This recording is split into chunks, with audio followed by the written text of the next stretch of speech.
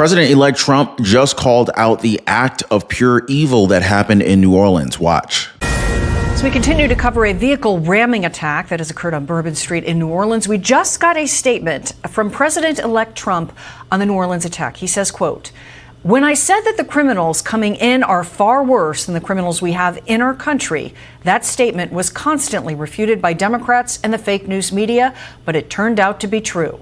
The crime rate in our country is at a level that nobody has ever seen before. Our hearts are with all of the innocent victims and their loved ones, including the brave officers of the New Orleans Police Department. The Trump administration will fully support the city of New Orleans as they investigate and recover from this act of pure evil." Act of pure evil is exactly right. At least 15 people were unalived and dozens were injured after a driver plowed a car into a large crowd on Canal and Bourbon Street in New Orleans at approximately 3:15 a.m. Central Time on New Year's Day. City officials said that 35 people were injured, including a police officer, and they've been transported by emergency services to 5 local hospitals. And yes, authorities have confirmed that the FBI is in fact investigating the incident as an act of, and I mean they have to, especially since this happened on the same day that a Tesla Cybertruck exploded in front of Trump International Hotel in Las Vegas. And they found that the Cybertruck contained gasoline and camp fuel containers, as well as large firework mortars. The Tesla CEO gave all the details plus his personal reaction on it on X. So later we're going to talk a little bit more about that. But what I'm especially worried about here right now is that this may not be the last of these vehicle-related attacks on our country. I mean, shortly after that Cybertruck explosion incident, Las Vegas police arrested a suspect who had barricaded themselves on a bus near Fremont and Charleston Boulevard. Here's the latest from what the authorities had to say. Watch. Las Vegas Metropolitan Police Department. I'm here to give you really a brief update on what occurred on Las Vegas Boulevard this morning. As you know, we just had our New Year's Eve event where we successfully protected the city, where over 400,000 people were here last night. And that changed this morning at about 8:40 when a 2024 Tesla Cybertruck pulled into the area valet of the Trump International Hotel. Very quickly thereafter that, the driver, who was the sole occupant of the truck, we saw what looked like maybe some sort of smoke, and then the truck exploded. Smoke was coming from inside of the truck after we noticed the flash and the explosion, and I'm going to show you that first video. That's the Cybertruck parked right in front of the doors.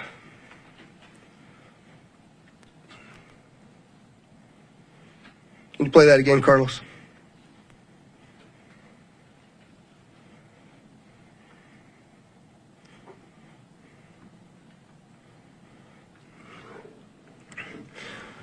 So the individual that was in that truck is obviously deceased, still in the truck as we speak here today.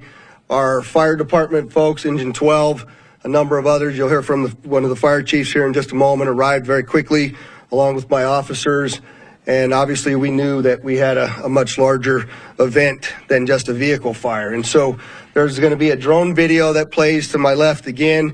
You'll see as the fire initially, they covered it with the tarp to try to get it to go out.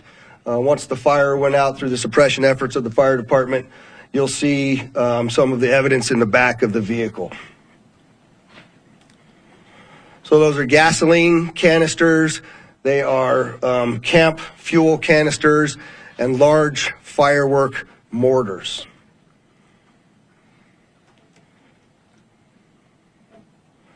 What I also would like you to pay attention to on that video, as you see that, it looks like the exterior of that truck is completely intact as it sits there. The fact that this was a Cybertruck really limited the damage that occurred inside of the valet, because it had most of the blast go up through the truck and out. In fact, if you look on that video, you'll see that the front glass doors at the Trump Hotel were not even broken by that blast, which they were parked directly in front of. You can see that in the video there. Now, there's also sources saying that they're still investigating whether the Las Vegas attack is connected to the one that's in New Orleans. But here's House Majority Leader Steve Scalise reacting to the attack in his state. Check this out. President Biden just spoke about the horrific attacks in New Orleans. For reaction, though, we're going to go to Louisiana Congressman Steve Scalise, who's also the House Majority Leader. Leader Scalise, you just heard the President of the United States. This is your home state of Louisiana. The people of Louisiana have been devastated. What's the latest from your perspective? Well, Jason, there's still a lot of information we're trying to get, but we know that there are what it seems like are 4 people at large that were part of this, putting IEDs out in other parts of the French Quarter, down around Bourbon Street. I hope they are quickly apprehended. Obviously, there's going to be a very strong presence in the city of New Orleans through tomorrow's football game. They're going to postpone the game, which I thought was a good decision to wait and assess just what really is going on. I mean, you know, you saw this attack. It doesn't appear to be one person acting alone. That's one of the things we know. I think, you know, what the president said about the resilience of the people in New Orleans is accurate. You know, look, I went through Katrina and, you know, we watched the people of New Orleans. We're a tough people. We're going to come back through this, but it's difficult. I mean, the loss of life still goes up. It's 15 now dead and still many struggling, fighting for their lives. So, you know, my prayers go out to those who lost their lives and their families, you know, the police officers who acted bravely to bring down the suspect, but were also shot. We're praying for their full recovery as well. So, you know, a lot of information. I just hope that the FBI and all the agencies involved are fully candid every step of the way. You know, you did see the FBI this morning saying it was not an attack, which was premature. So, you know, let's use facts. Let's be candid all the way through this, and then get to the bottom of it and apprehend these remaining suspects. Sometimes I feel like it's just too dangerous to even leave the house anymore. But I'm just so ready to have America back. Now, I'm not guaranteeing that Trump's going to give us like 100% safety, but I'm hoping for something better than what we got now. None of this protecting the criminals' agenda anymore, right? Because the fact that it took so long for them to even identify this tells us that we need to know about the priorities of the current administration. You know what I mean, guys? But yeah, finally they did. Late Wednesday, the FBI released a more recent photo of the suspect in the New Year's Day attack on Bourbon Street in New Orleans. And so what we know so far from the feds is that the 42-year-old Jabbar is a U.S. citizen and Army veteran from Texas. They also said that the FBI special agents and their law enforcement partners are currently conducting a number of court-authorized search warrants in New Orleans and other states. They've also confirmed that the FBI's evidence response team continues to process the crime scene to meticulously gather all relevant evidence. Because apparently, President Joe Biden said that the U.S. Army veteran who drove a pickup truck into a crowd of New Year's revelers in New Orleans had posted videos to social media just hours before the carnage, saying that he was inspired by the Islamic State group and expressing a desire to fill in the blank. So the FBI said that it does not believe that the driver acted alone, especially as they found guns and what appeared to be an improvised explosive device in the vehicle, along with other devices elsewhere in the French Quarter. So based on the latest information, the FBI Joint Task Force is planning to enter what is believed to be the house of the Bourbon Street Samsa Din Jabbar. 2 sources already confirmed that the search warrant on what is believed to be Jabbar's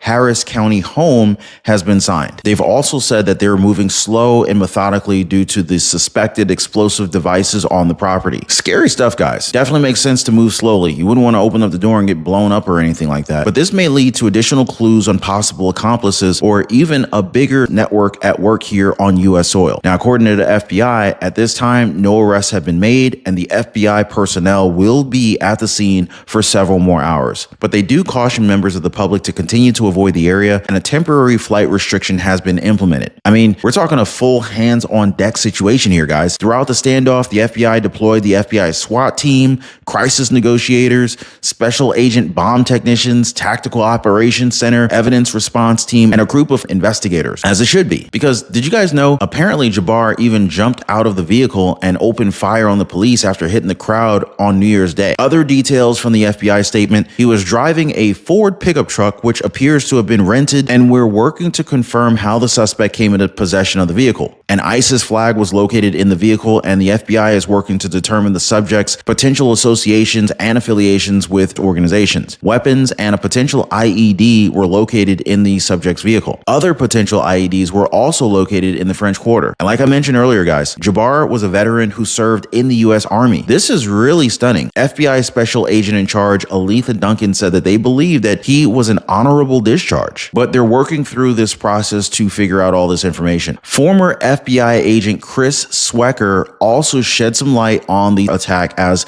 he described New Orleans as always being a problematic area for police departments. He shared his thoughts on Fox, saying how this type of event is indeed predictable and it is fundamental that you protect the highest concentration of people at the event. So you have to question how a truck even got through the perimeter. For him, it's hard to fathom a truck breaching that perimeter, so he suspects that they were protecting the perimeter with wooden barriers. He also shared how in Times Square last night, they were protecting that perimeter with vehicles and solid objects. Now, guys, I was just in New York. They had like 5-ton or 10-ton solid concrete cinder blocks like in the middle of the streets. Unless you had a tank, you weren't able to drive through those things. Security is a tough thing when you haven't had an event like this in your venue in a while, but the fact is that this happened twice in New Orleans since 2017. And you know what? The mayor's office just confirmed to local media that the vehicle barriers intended to prevent attacks on Bourbon Street were being replaced during the attack. Now, I know this is a lot of information coming at you guys all at once, but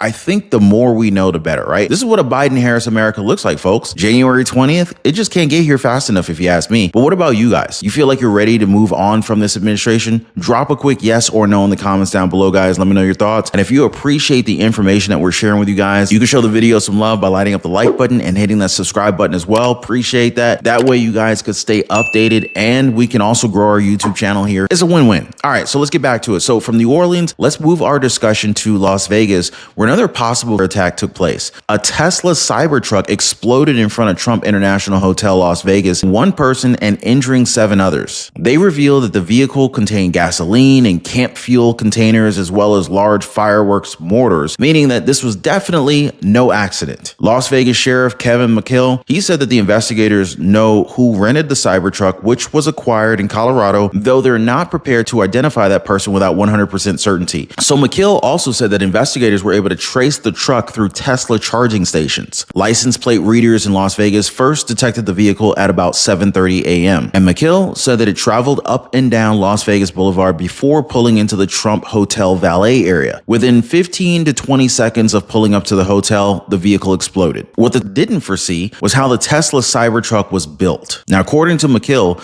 the fact that this was a Cybertruck really limited the damage that occurred inside the valet because it had most of the blast go up through the truck and out. He also pointed out that the front glass doors at the Trump Hotel, they were not even broken by the blast. Although 7 individuals did sustain minor injuries and were taken to a nearby hospital. And as an extra precaution, all the guests at the hotel were taken to another hotel as the investigation into the explosion continues. Now, apart from confirming the identity of the driver, their other objective, according to Jeremy Schwartz, the FBI acting special agent in charge in Las Vegas, was to determine whether the explosion was an act of which is being investigated by a joint task force. I mean, it sure does look like it, right? Do they really want us to think that this is all just a coincidence, that this Cybertruck explosion is already the second suspicious incident in a major city since the start of 2025? Now, offering his own take on the matter, Tesla CEO Elon Musk, he said that the evil knuckleheads picked the wrong vehicle for attack. The Cybertruck actually contained the explosion and directed the blast upwards. And like the police officer said, Elon Musk pointed out the fact that not even the glass doors of the lobby were broken. But seriously, guys, be careful out there. Now, from what I've been hearing from online chatter is that this may not be the last one. Now, as my uncle said, tragedy usually comes in threes. Just a couple of hours after the Tesla Cybertruck explosion, Las Vegas police arrested a suspect who had barricaded themselves on a bus near Fremont and Charleston Boulevard. Thank goodness that this person was taken into custody just moments ago without any kind of further incidents. Now, it's not clear if this is related to the Cybertruck explosion, but they're still confirming this with the police. So